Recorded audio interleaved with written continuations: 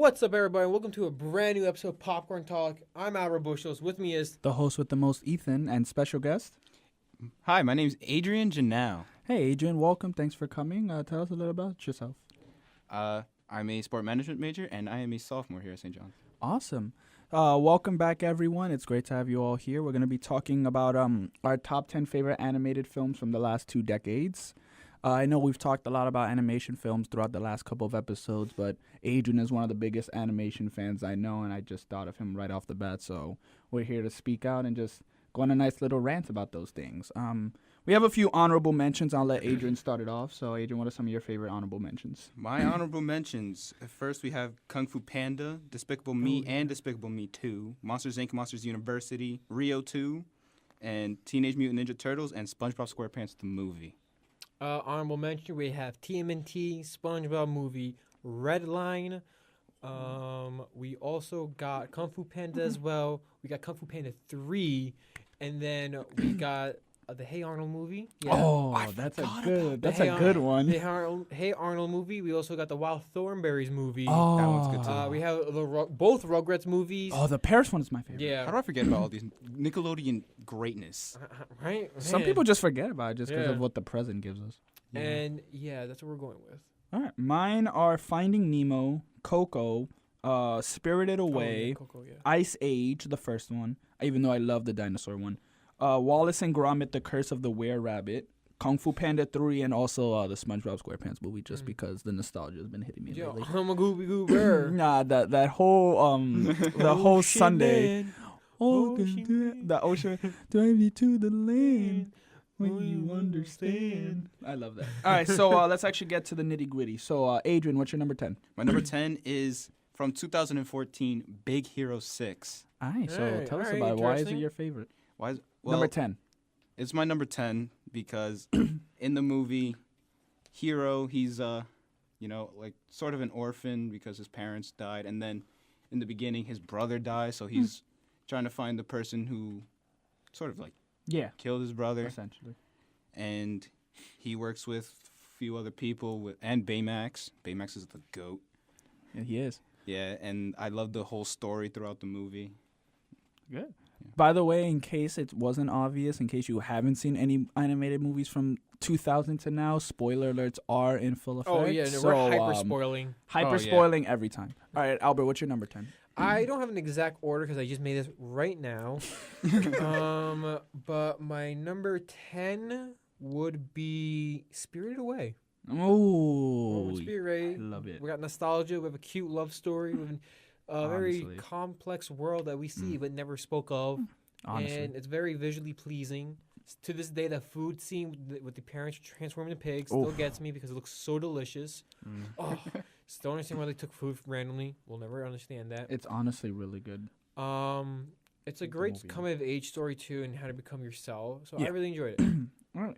I have Ponyo as my number 10. I love Studio Ghibli, and Ponyo is honestly up there. Basically, Ponyo is the story of a boy finding, I guess you could say, an alien or galactic type of female fish girl. I thought it was like a magical creature. That too. It's like magical, but also intergalactic at the same time because we don't know where they're from because it affects the moon. So basically, this little boy who lives with his stay-at-home mom, even though the father is in the army, I think. But basically, he kind of falls in love with her, but it's also like a really close friendship, and he's basically helping her trying to bring order to the world because since she's out of the water, the pressure from the water is bringing the moon towards the world, and they basically have to like solve it. But the animation is beautiful, the story is amazing, and Studio Ghibli is honestly amazing when it comes to animation, and this is no what's the word? Exception? No exception, thank you. Ponyo is really good. That's also from 2008, so just the nostalgia too. Number 9, Adrian? My number 9 is a slept-on sequel. I mean, there's another slept-on sequel later in the list, but I'll get to that when it comes. But this one is Shrek 2. Oh, okay. Okay, we mess with Shrek 2. Don't worry, it's next. Don't worry. We love Shrek 2 over here. Shrek 2? I don't mention Shrek, man. Because why? I kind of do like Shrek 2 more than Shrek. No, I understand that. Yeah. No, I do too. You got the ginger. You got Gumbo. Yeah. Not Gumbo. What's his name? Gumbo? The giant Gumbo? Oh, wait. The giant gingerbread. I think it is Yeah. Gumbo. I was like, who's Gumbo? Oh, I actually forgot his name. Right? Or Moji or something. I don't know. Moji? Mongo. No, I'm thinking the planet from Green Lantern now. No. But why Shrek 2? Oh, Shrek 2. Again, well, when they go to meet Fiona's parents is always hilarious, especially with Donkey riding in the back. I think Donkey is everyone at an uncomfortable, like, not even just the ride to the place, but like when they're having their dinner time and he's just constantly like being loud and Shrek's just like, do the roar. But, And then there was also that part where Shrek and Donkey turn into, well, more humanoid forms. Obviously, Donkey turned into an actual majestic steed. Yeah, I love and that Shrek scene. turned human. Daddy. That was actually a very interesting part of the movie. I agree with you. I like Shrek 2 too. Yeah. Okay, yeah, it's dope. Especially the Albert? ending. My next one is we're gonna go with. Sorry, guys. Nightmare Before Elm Street. Nightmare Before the night before Christmas. That is 1993, but it's fine. Oh no, I got a backup. Oh, he got a backup. Ooh. We love backups over here. Yeah. I then have Emperor's New Groove. Oh my god, I love that movie. Oh my god.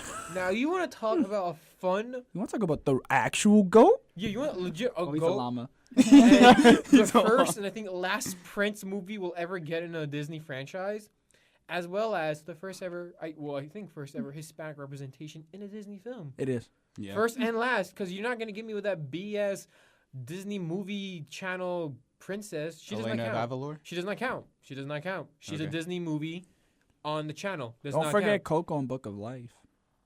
But Book of Life is DreamWorks. Yes, excuse me. Coco is Pixar. Disney Pixar. This is just straight Disney movie. Okay, so And this is a prince or prince. Yeah, because they're prince. Peruvian, right? Yeah, they're Peruvian Inca Empire, and there's never been any Peruvian other Hispanic princess or prince ever in the series. So calling you out Disney, you're all about diversity and inclusion, but where are we at though? For my Right. Latinos. Also, Where am I, Latino? we get hot beats, great comedy. Yo, the John Beat? Goodman, hello, John and a Goodman. great spin-off TV series, Emperor's New Groove.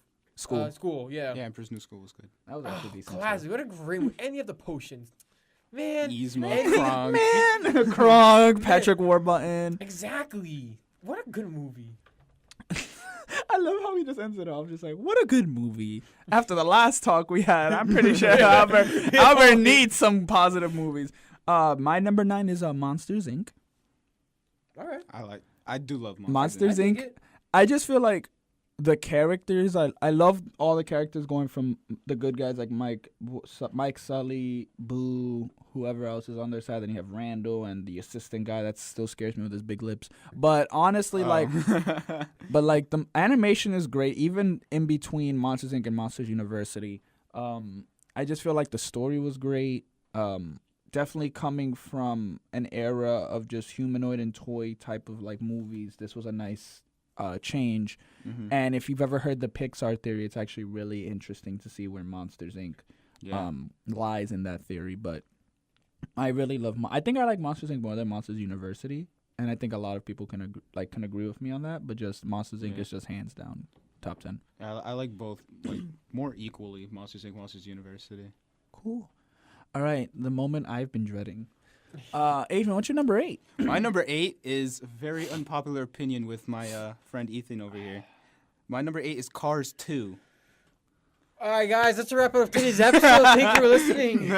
No, let me explain myself. Go for it. The entire story with how Mater, who's more of a slept-on character, slept-on protagonist, I agree. and he goes to what? He was threatened by Lightning McQueen, his best friend. He's saying, "Oh, leave me alone because what you were saying in the pit made me mess up in the race, and that made Mater really sad." And then he ended up becoming a spy, working with the legend Michael Caine as Finn McMissile. That story makes no sense. The fact that you said missile as McMissile pisses me off even more. And this film is utterly bad. The only thing I really like... British. It's McMissile. I just want to say real quick. Atlantis. That's really good. The only good thing in this conversation right now. Cars 2, the only good thing about it is the international race and the fact that we had the homie, what's his name from Transformers? His name is slipping my head. He played the Italian race car, which was great, and I love the Japanese car design. I think you know who I'm talking about. Oh, the Italian race car from Cars 2, Francesco. Just let that name just slide through, but that's all I'm going to say about this movie. Adrian, continue. Francesco Bernoulli. I'm done talking about this movie. Oh, yeah, I loved it through and through. Love it more than Cars 1. Cars 3 we don't talk about. Cars 3 was good. We still Cars don't talk 3 about was that. mediocre at best. It's 1, 3, and 2. No, it's 2, 1, 3. It's 2, 1, 3. I'm actually going to say 1, 2, 3. It's 2, 1, 3. This is not the Cars podcast. This is another Cars. We don't talk about that, but okay. This is another week. All right. All right, so we're done with Cars 2. Albert, what's your number 8? I feel like a little forgotten movie. A movie I feel like has not got the service it deserves. Treasure Planet. I actually have not seen that. What? It's fine. He's young. Planet Don't worry. He'll see it one day. He's only a year younger than me. 2 years younger. 2 years younger than you. I'm still disappointed. Continue, Albert. Treasure Planet has such a great fun ensemble cast, and the world. What I love about Treasure Planet is the world it has and the visuals it creates. Yeah, it's awesome. I never read the book. Why read it? But it's just such a fun world and just a cool adventure for a kid to watch and just get immersed into. And especially the scene when they go into the moon planet where they see the civilization there. Yeah, it's so unique. Cool. It's definitely so different. It was Yeah. very different, and I wish it succeeded. But gotta do what you gotta do, Disney. My number 8 is the first of 2 2018 animation films that made my list. Mm-hmm. Mind you, Spider-Man Into the Spider-Verse didn't make my list, but that's Wow. that's all the tea I'm gonna say there. My number 8 is Incredibles 2. Oh, And I know how you feel about Incredibles Yeah. 2. I just love to hear that. Oh. Oh. I guess, The only reason why it's that low on my list is just because, first of all, I had a hard time making this list, and Incredibles 2 made it, but just barely. I If made you get my my list in drift. 5 minutes. I know that's impressive. I did the same. But like Incredibles 2 had the story somewhat. It had the animation hands down. Oh, the animation was beautiful. Animation compared to the 2004? No, excuse me. It is 4. It's 2004. Oh wow, I remember that. It's just there's something about it that doesn't make it didn't meet all of my expectations, if that makes sense, because it was predictable in certain points. It's just something about it just didn't really feel fulfilling. Like, don't get me wrong, it's a great movie, it's a great animation, great story in a sense. But I guess you could say parts of the story had me iffy, but overall, I think it's still great in animation wise. All right, number 7. Number 7. It's a nostalgia trip for me. Madagascar. Did you say Madagascar or Madagascar? Madagascar. Oh, have you seen Madagascar, Albert? Yeah, of course. Love it. I love to move it. I could relate because I'm Melman the giraffe, but continue. You are Melman the giraffe. I'm Alex the lion. Hi, nice to meet I'm you. the zebra. Marty. Who?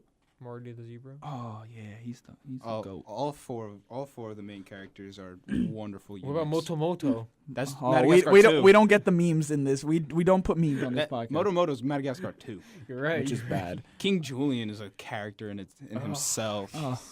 I feel like if I could relate to anyone in terms of my personality, I think It's I'm King King Julian. Julian for sure. But why Madagascar? In let's say 5 words. Madagascar in 5 words? Yep. I really love that movie.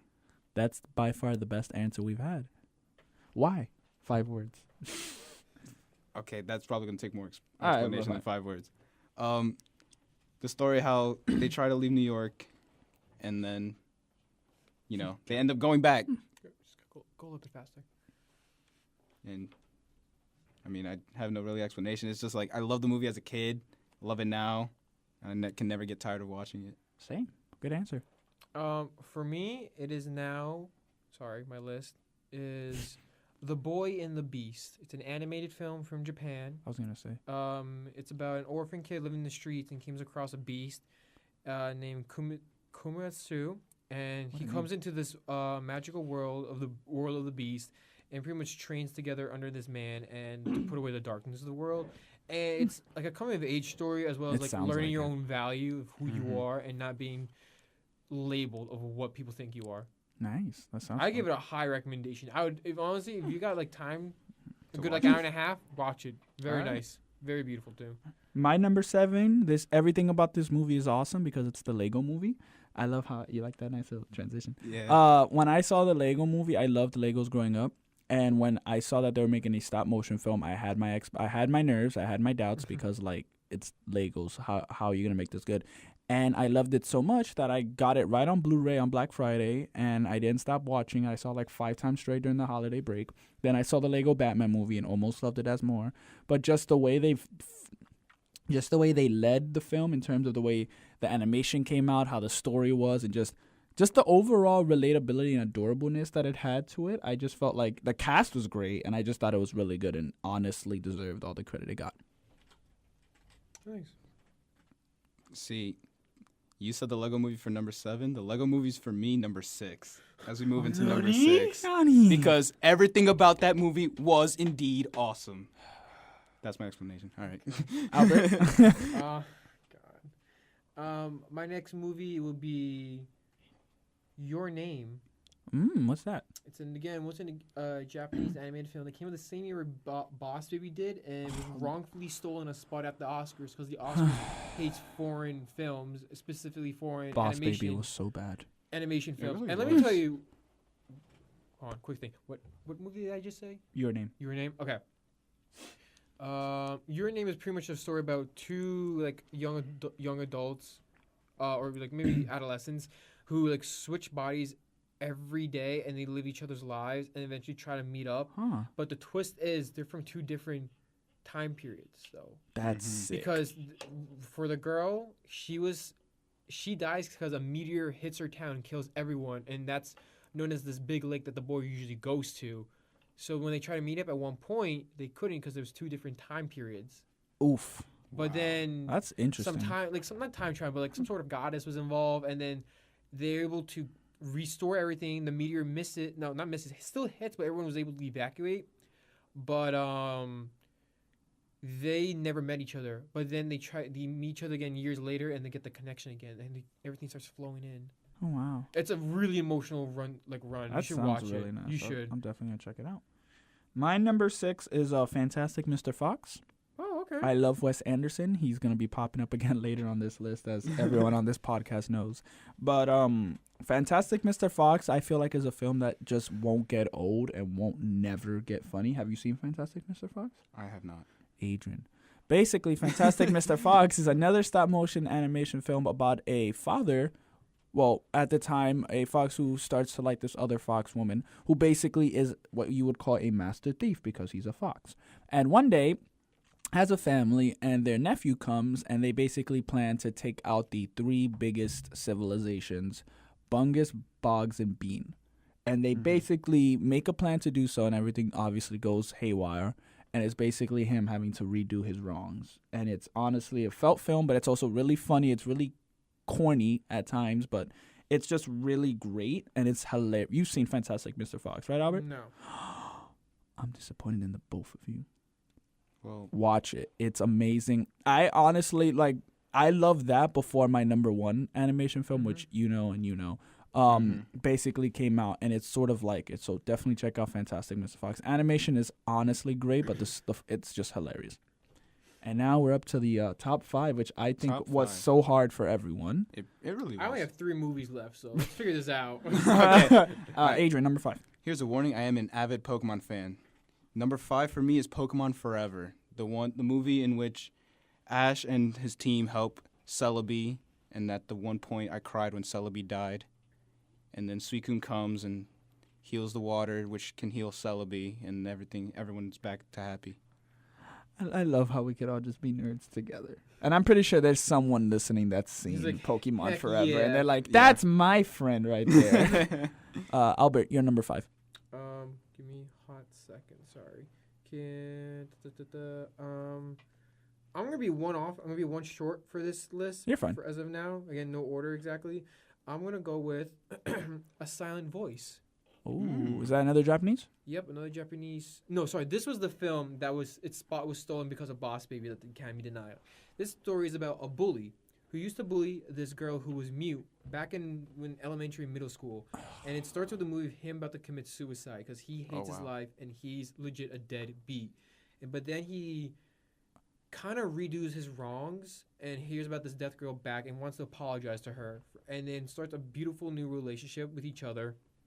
But at the same time, like his dick bag of friends, like don't want him to be friends with her, just because they're still just like they're like the type of people that never grew up from high school, and like they still want to bully her. And there's some like a love triangle going on between another girl that liked him, but she was a pretty bad person against who now he likes the death girl, but the death girl's mother doesn't want to be him with him because like she ripped off her hearing aid like a long time ago. Wow. So it's like. God. It's when I mean crazy, it's a crazy emotional ride. I teared up at the end because it was just crazy how this ends. Oh, wow. Yeah. So give it a shot. I definitely have to check all of these out. Check it out. My number 5 is How to Train Your Dragon 1. Ooh, yeah. I saw that in theaters and I fell in love with it just because I love dragons and dinosaurs and all those type of things. But something about a first out of 3 films. Usually the animation isn't the best, but the animation was still crisp, from the water pixels to the way that the wings looked when Hiccup gave Toothless the new tail that burned down.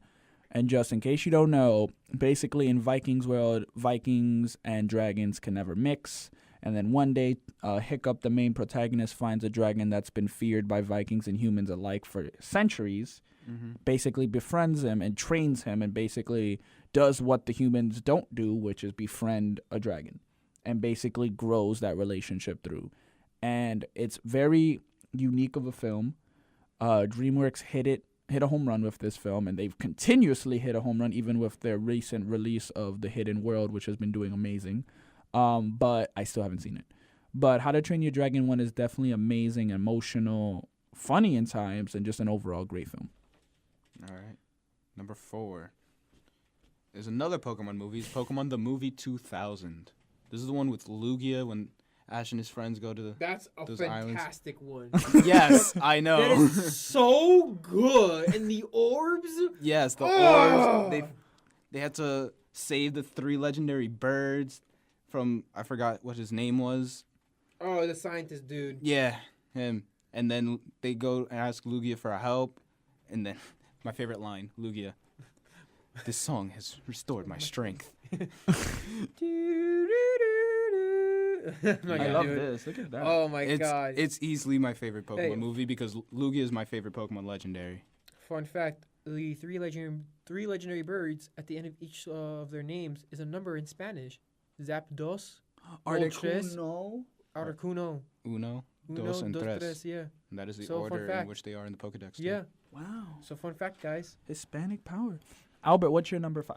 Number 4, excuse me. Yeah, as of now, I don't have a number 4, but yeah. When it comes to okay, so this would be my top 2 right now. Okay. Definitely my top 2. I don't know which one would come first. I think number 2 would be the Spider-Verse. Okay. It's just the movie speaks for itself. Yeah. It's great. Great story. Great cast. Great animation. Visually, it's an orgasm. All right. Perfect word for that. And before you both get mad at me, I've never seen the Spider-Verse movie. That's fine. It's fine. It took me a good minute to see it too. Oh yeah, that's a good one. My number 4 is WALL-E. Because it's also visually pleasing, amazing story. In case you don't know, WALL-E follows the story about a robot who's a junker who basically compresses junk, and then one day finds a plant, and basically for some reason doesn't want to let it go, and meets a robot who's just trying to get every single life form, and basically they start a romantic relationship, and they have to stop this artificial intelligence steering wheel from stopping humankind from existing because technology has taken over. And the animation is great, story is amazing, and it's also very emotional because if you remember that ending, that's all I'm going to say. But it's really good, and I loved it growing up. All right. This is number 3, right? Yeah. And we both have the same number 3. We do.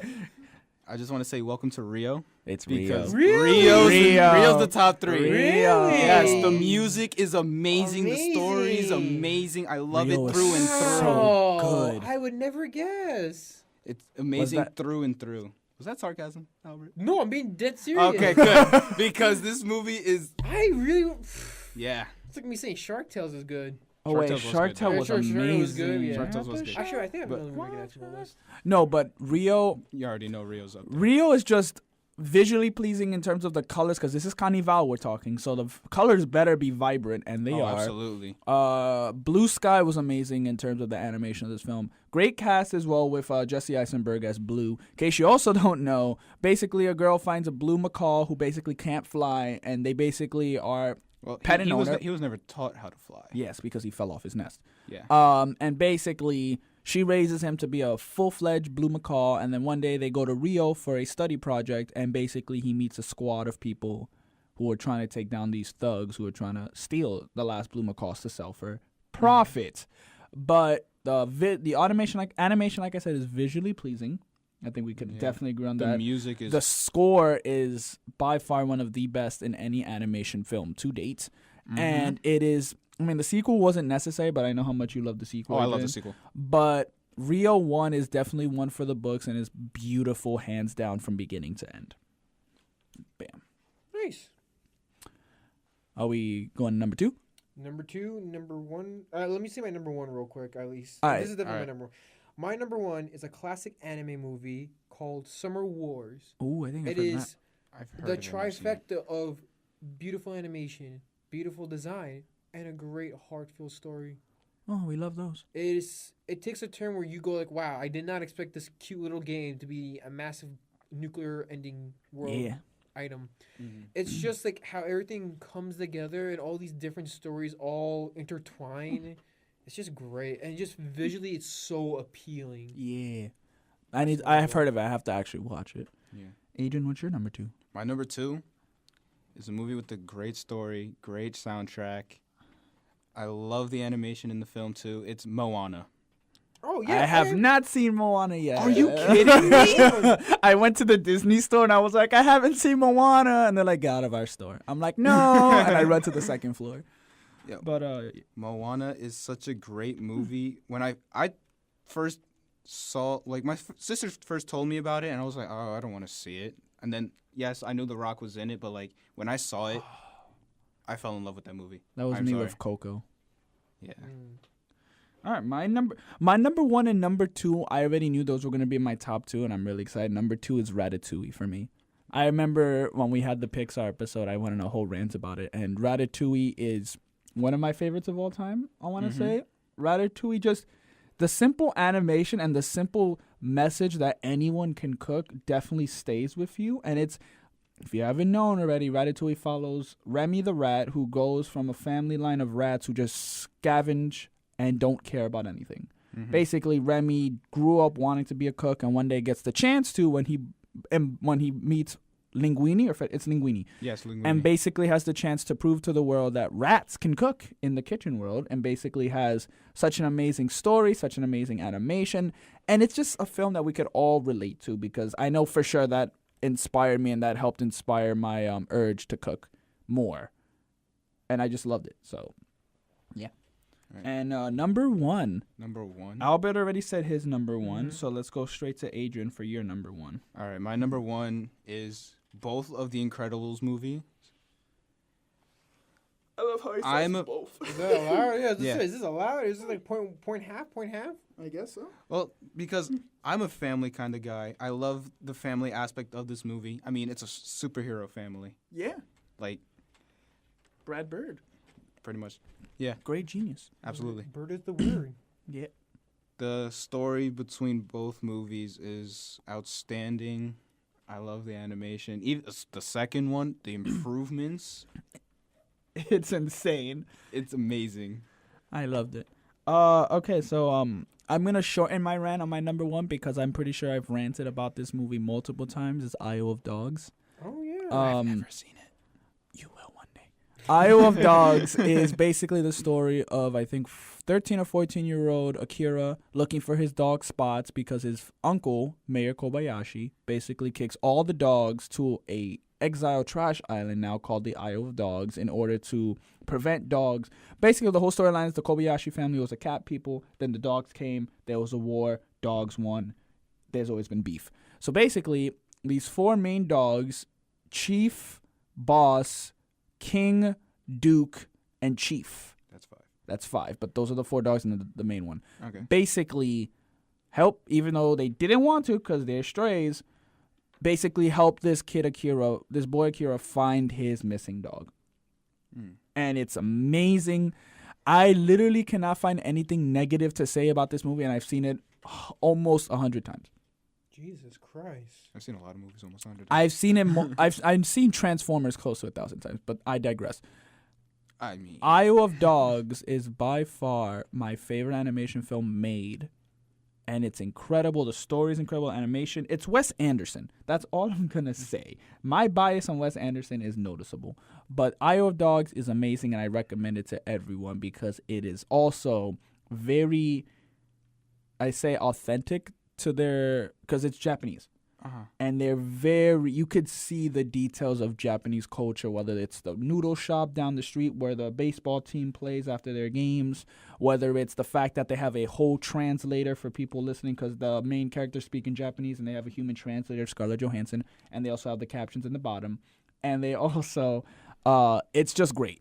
Just hearing Akira talking Japanese and the dog's like, I really wish I knew what he was saying. Like, it's amazing. And the cast, Wes Anderson always gets the best cast for his films, and it's like Bill Murray, Yoko Ono, Tilda Swinton. I think John Goodman's in it, but I don't think so. But just the cast is amazing, and that's why that's my number 1. My top 3 were really hard to choose from. My top 5 through 10 were hard for me. Yeah. The top 4 were easy for me. But yeah, that's about it. Those were our top 10 animated films from the last 2 decades. I know it was hard since we had such a closed, limited time range, but I know that we all have our favorites throughout the years and of all time. Yeah. Then once again, thank you to Adrian for stopping by. And thank you for having me. Yeah, of course. I really enjoyed this list. I'm not gonna lie. Oh, we enjoyed having your face here and talking with you. I enjoyed the list. Except Cars 2. I agree. Cars 2 is better than Cars 1. What can I say? No, that's a whole topic. Literally, tell us what you think. Next week will be the Cars podcast, I guess. I guess so. Tell us what you think. If you think Cars 1 or Cars 2 is better than if you think Cars 2 is better than the predecessor, or if you think Cars 1 is overall the ultimate successor of the 3. Please let us know. I honestly want to know. Let me know at Bronx Movie Critic. Who is the best Cars movie? 1, 2, or 3? 2. Definitely let me know on Bronx Movie Critic _ Bronx Movie Critic, and let me know what you think the number 1 out of those 3 films are. It's Cars 1. Anyway, thank you to Adrian for stopping by. Thank you guys so much for stopping by. This has been Ethan and Adrian and Albert. All right, guys. Bye. Take care.